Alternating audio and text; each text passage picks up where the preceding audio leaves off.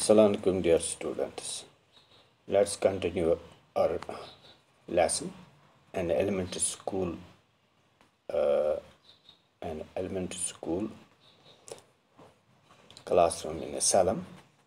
In a previous lecture, we discussed only the one, two, or three stanzas of two stanzas of the poem. In these two stanzas, we already know the theme of this poem is the social injustice.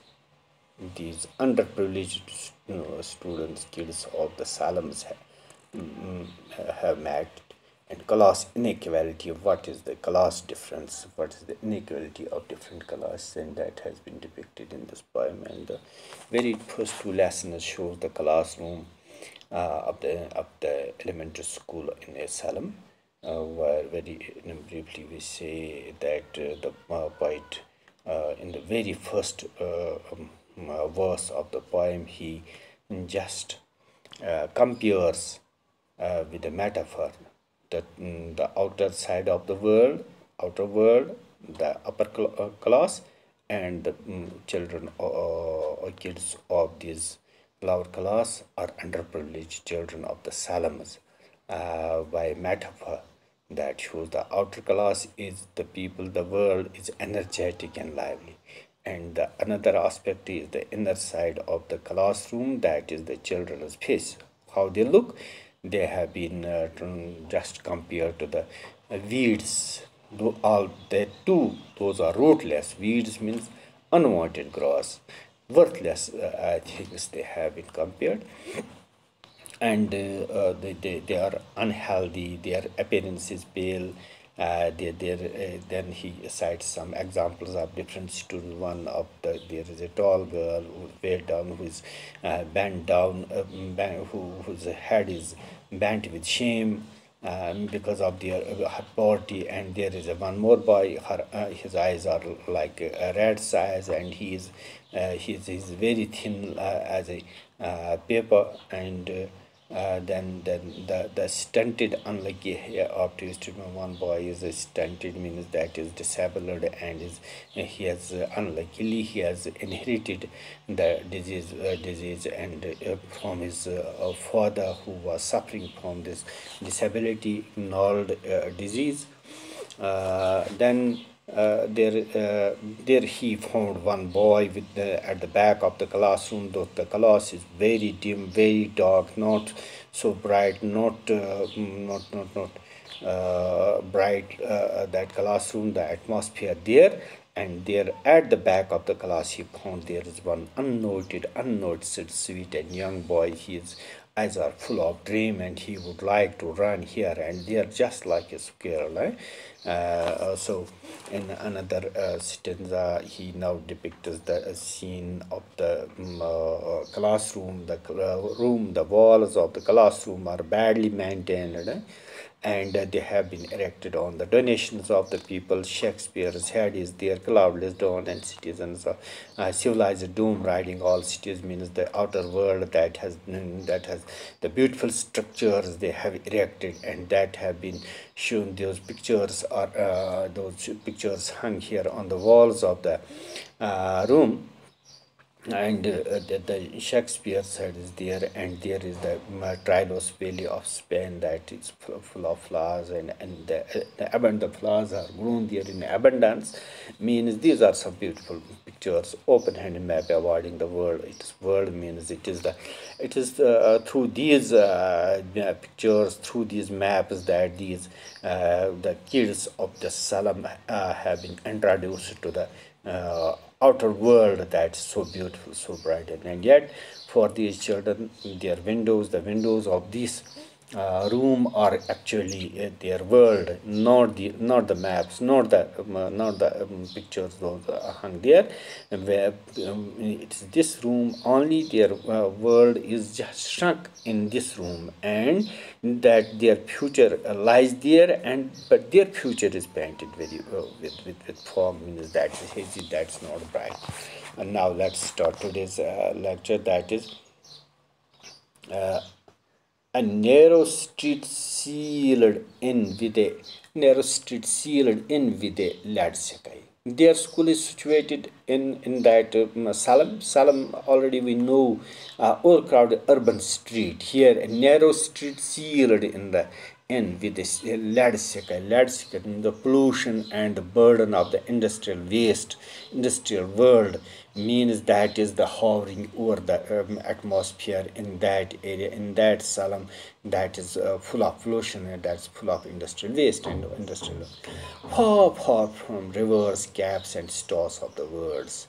And this world, their world of the Salem or their elementary school, that is far from, shows the long distance, a huge distance between the two things, two aspects, from rivers, the beautiful things from the caps and stars of the words, means the words those have been written under the pictures, they appear to distant stars.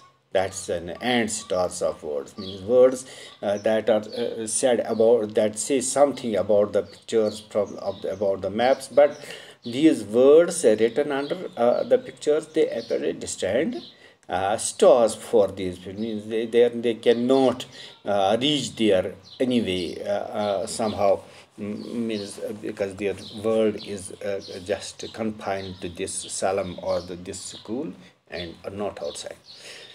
Next sentence is surely Shakespeare is wicked, the map a bad example. Surely with confidence Shakespeare is wicked. These people find the Shakespeare wicked. This is a figure of speech that is called an oxymoron.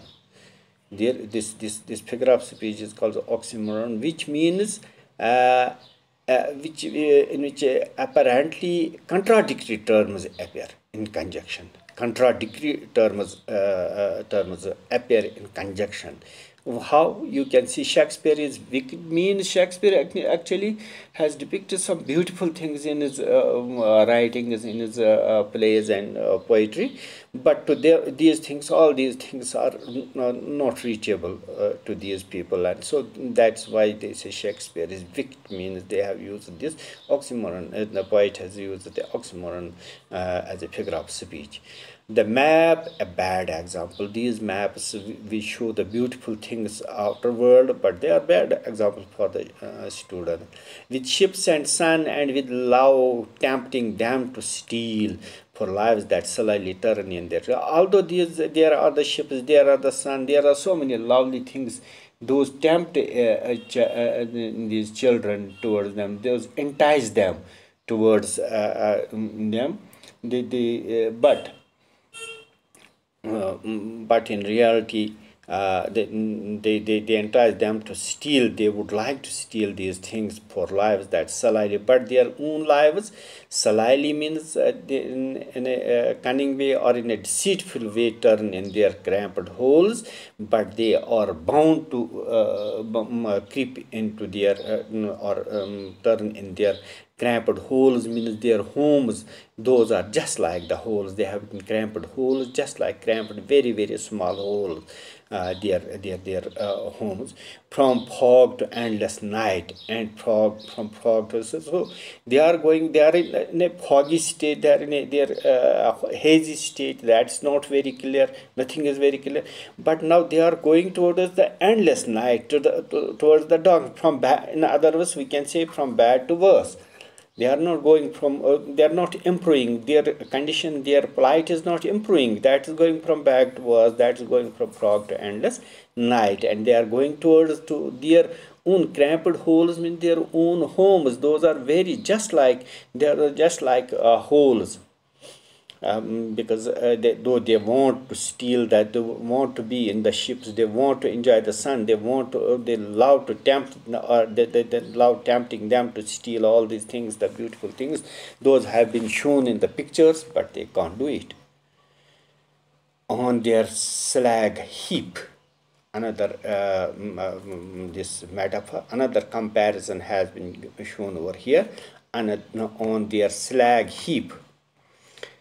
I mean, it's a metaphor. Slag is the unwanted matter that is separated from the ore.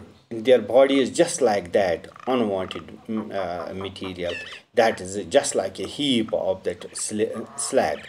And these children were chickens peeped through by boons and spectacles of steel with mended glass.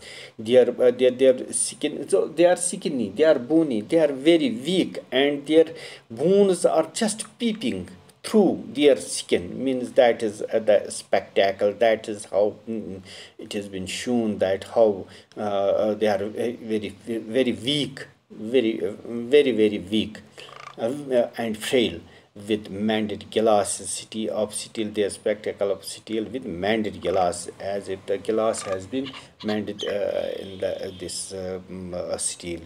Like bottle bits on stones, the another example, bottle bits are on the stone, and such is the condition, such is the physique of these small kids of the salams. All of their time and space are foggy salam. They are confined to Salam, and the Salam, is already foggy, that is hazy, no brightness, no beauty, nothing is found there, and their time and space, everything is there, Salam, and that's so blurred their maps with Salams as big as doom. So, in short, we can say no promising future, no, so blurred their maps with Salams as big as doom means there is no promising future, or we can say future blotted with gloom and misery. Their future blotted with gloom and misery, and or we can even say deep rooted in poverty. They are deep rooted in poverty. That is why the poet says, so blotted their maps with salmons as big as doom. So this is the last. Now let's discuss the last this stanza, that is, unless governor, inspector, visitor, this map becomes their window, and these windows that shut upon their lives like catacombs. So unless and until the people like governor of that area, of the governor of the schools, or inspector of the school, or some another visitor, because these buildings have been built on the donations, or they are and these people are the people who are at the helm visit these places, unless and until they come to this place, this map becomes there. There is the only way that communicates them the outer world, that introduces them to the outer world. Those are what are they? They are the map.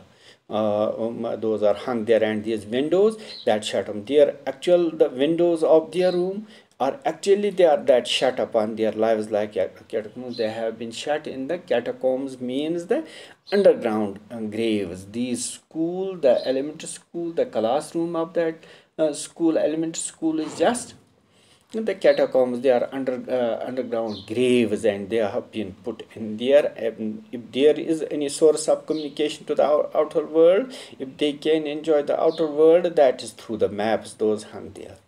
Break, oh break. Now the poet says to them, break, oh break open till they break the town and show the children to green fields. And now in these lines, the poet wants the children to learn as much as they can and receive quality education from nature. That's why he says, oh break up until they break the town and show the children to green fields, that is the nature, and make their world run aja on gold sands. That's the sands always looks just like a gold, but that will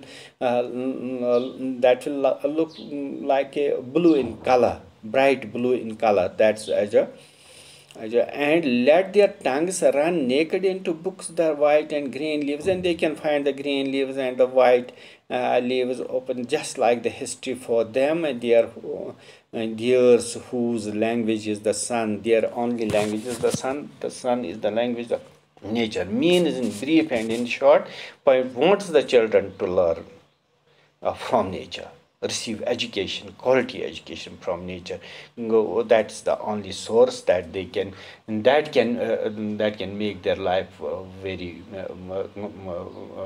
promising. Their future can become promising, and their life that is so far miserable and very bad, they can come out of that life only then if they learn the things from nature. That is the only way. And with this, I conclude today's lecture, and I say goodbye and Khuda Hafiz.